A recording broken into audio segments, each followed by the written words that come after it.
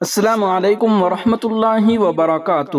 ناظرین و سامعین، آج 22 اکتوبر 2024 منگل کے دن ہے۔ رات کے 9:30 بجنے والے ہیں۔ اس وقت کی تازہ ترین رپورٹیں سنیے گا۔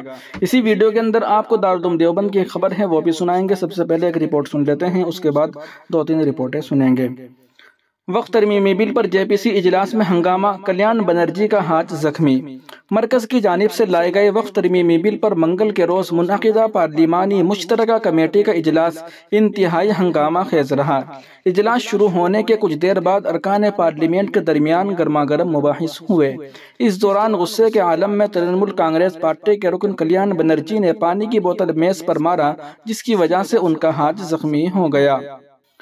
اس کے بعد اجلاس کو کچھ دیر کے لیے روک دیا گیا۔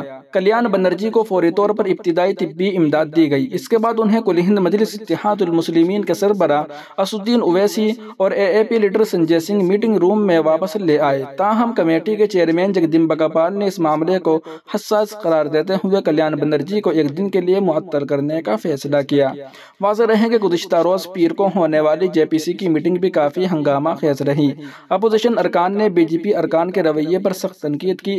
اپوزیشن ارکان نے وقف بل پر مشاورتی عمل پر بھی سوال اٹھائے۔ انہوں نے الزام لگایا کہ حکومت سیاسی مفادات کے لیے مسلمانوں کو نشانہ بنانے کے لیے یہ بل پیش کیا ہے۔ اجلاس سے کل ہند مجلس اتحاد المسلمین کے سربراہ اسد الدین اویسی نے خطاب کرتے ہوئے بل پر شدید تشویش کا اظہار کیا۔ ناظرین و سامعین، وہیں دوسری جانب سرزمین حیدرآباد کے مشہور و معروف غریبوں کے ہمنوا نوجوانوں کے دلوں کی دھڑکن حیدرآباد یوتھ کوریج کے بانی سلمان خان حیدرآباد HYC کو یو پی پولیس نے گرفتار کر لیا ہے۔ کل ہی ایک افسوسناک خبر سننے کو ملی تھی کہ ہندوستان کی مشہور و معروف شخصیت موٹیویشنل اسپیکر منور سما صاحب کو بھی حیدرآباد پولیس نے مہاراشٹر سے گرفتار کر لیا تھا۔ آج ایک اور ایسی ہی خبر نے جھنجھوڑ کر رکھ دیا ہے۔ خیر کہنے کے لیے کچھ الفاظ نہیں ہیں، بس اللہ تعالیٰ سے دعا گو ہیں کہ اللہ تعالیٰ جلد از جلد دونوں احباب کی رہائی کے فیصلے فرمائے، آمین یا رب العالمین۔ وہیں دوسری جانب ایک بڑی خبر آ رہی ہے کہ خام میں حضور صلی اللہ علیہ وسلم کی زیارت کے بعد زرنش خان نے شوپس سے کنارہ کشی اختیار کر لی۔ ایمان افروز واقعے کا انکشاف۔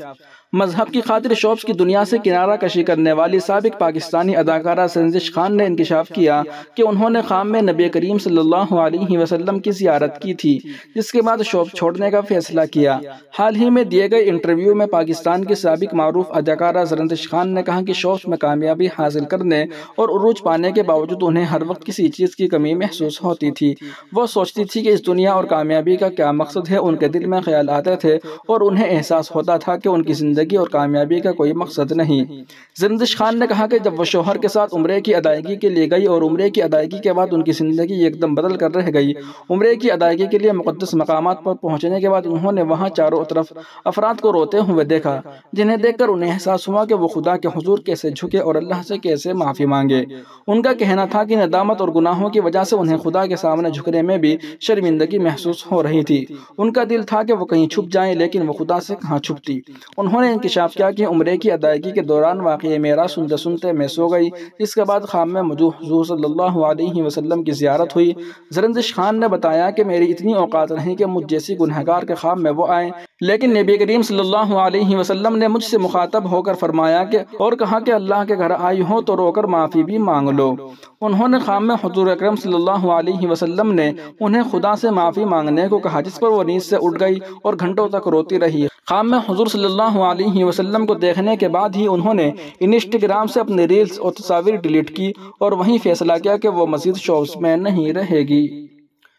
وہیں دوسری جانب دارالعلوم دیوبند نے خواتین کے داخلے پر پابندی کا فیصلہ واپس لیا۔ انٹری کارڈ کے ذریعے زیارت کے لیے آ سکتی ہیں خواتین۔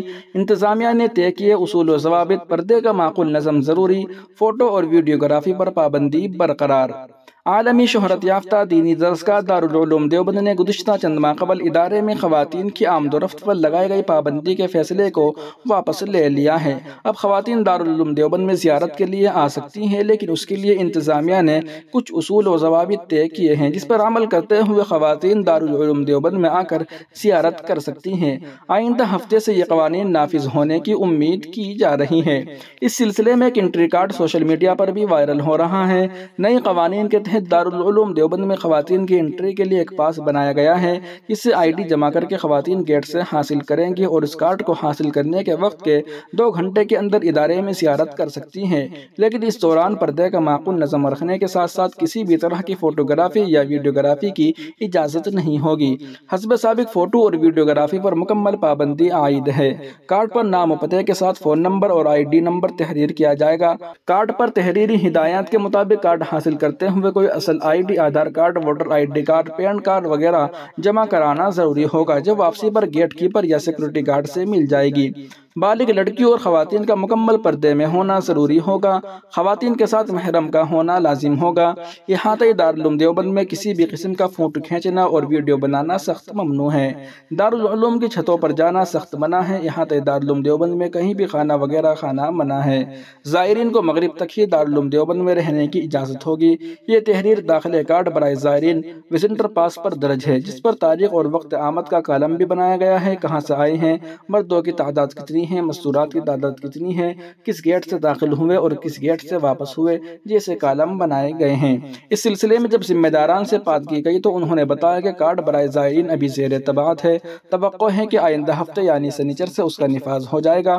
واضح رہے کہ گزشتہ مئی میں دارالعلوم انتظامیہ نے ادارے میں باہر سے آئی ہوئی خواتین کے داخلے پر پابندی عائد کر دی تھی، کیونکہ باہر سے ادارہ دیکھنے کے لیے آنے والی خواتین کی بے پردگی گھومنے اور ادارے کی تاریخی عمارتوں کے سامنے بغیر حجاب ویڈیوگرافی، فوٹوگرافی اور ویڈیو اور ریلز بنا کر اس پر گانے ایڈیٹنگ کر کے سوشل میڈیا وائرل کرنے کی شکایات مل رہی تھی، جو ادارے کی بدنامی کا سبب بن رہا تھا، جس کے سبب ادارے نے خواتین کے داخلے پر پابندی کا فیصلہ کیا تھا۔ لیکن اب اس سلسلے میں ادارے کے رخ میں نرمی آئی ہے اور خواتین کو انٹری کارڈ کے ساتھ مشروط اجازت دینے کا فیصلہ کیا گیا ہے۔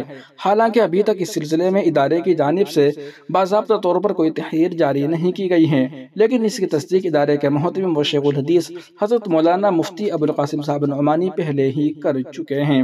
ناظرین و سامعین، ان رپورٹوں کو آپ سن اور دیکھ رہے تھے محاسن اسلام یوٹیوب چینل پر۔